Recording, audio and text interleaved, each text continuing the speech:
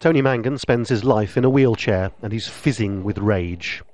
A spinal operation to remove a tumour left him this way, and he does his level best to stay independent and healthy. But some things, like changing his bed sheets, he can't do alone, and he's just had the amount of home help he gets cut from 2 hours to 1 hour a week. I deserve a bit more. I didn't want to put myself in the situation. If it could happen to anyone, you could walk out the door and get hit by a car, and everyone else can be doing this as well. And it's pretty well the people that are more vulnerable that's hitting the most, you know.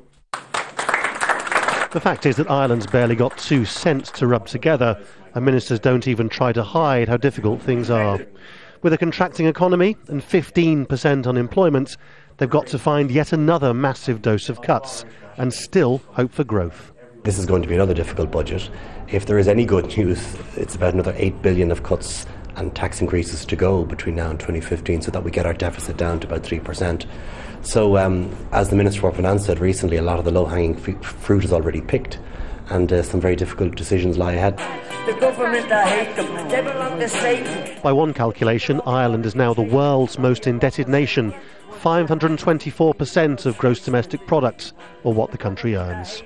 The German Chancellor Angela Merkel has taken to describing Ireland as Europe's special case. That's because, as well as all the structural debt here, there's the bank bailout as well, and that's almost $4 billion every year for more than a decade, the entire cost shouldered by all of these people. Paying it off, of course, is pretty much impossible, and yet Ireland's committed to doing it to keep the rest of Europe happy.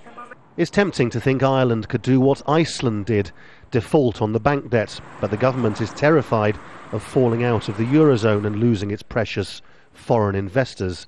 So while the banks get bailed out, the government goes broke, people get poorer, their hopes buried somewhere under the European Central Bank. We're in very, very serious trouble here, and it's very difficult politically, I presume, to go out to Europe and say, look, we need to get this relief, this restructuring on our national debt.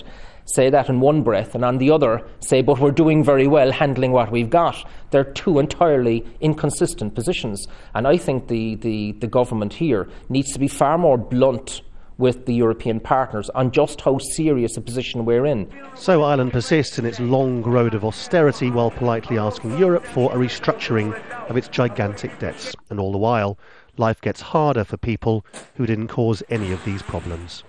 Laurence, Al Jazeera, Dublin.